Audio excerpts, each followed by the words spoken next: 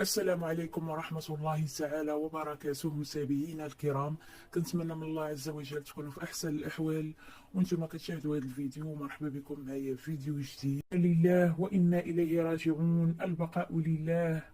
الموت يفاجئ عائلة اليوتيوبر المغربي رضا ولد الشينوية وهو داخل السجن، فخليكم معايا خوتي باش تعرفوا شكون توفى لهم، ودعواتكم مع خوتي بالرحمة والمغفرة. الله يرحمه ويرحم جميع المسلمين، والله يثبتوا عند السؤال ويجعل مأواه الجنة إن شاء الله يا رب. اليوتيوبر المغربية عائشة بنت الشينوية البارح تلقات خبر وفاة واحد الإنسان اللي عزيز وغالي على قلبها، واللي نزلت الصورة ديالو على الحساب ديالها عبر موقع التواصل الاجتماعي انستغرام، وكان هاز بنتها ورافقتها بتعليق كتقول فيه: إنا لله وإنا إليه راجعون، الله يرحمك با.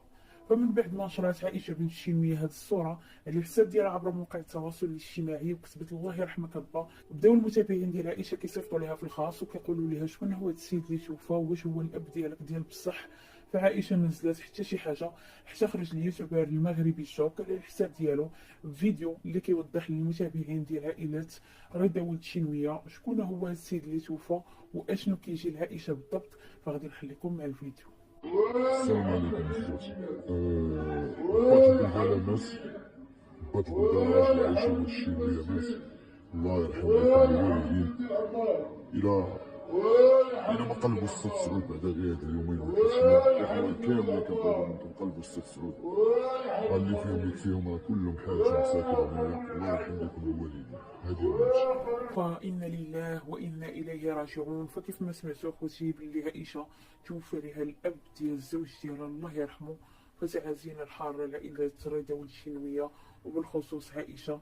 الله يرزقهم الصبر والسلوان، والله يجعل محبته الصبر، ودعواتكم مع أخوتي بالرحمة والمغفرة.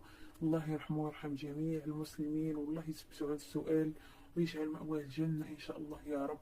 فهنا أخوتي غنكون وصلنا لنهاية الفيديو.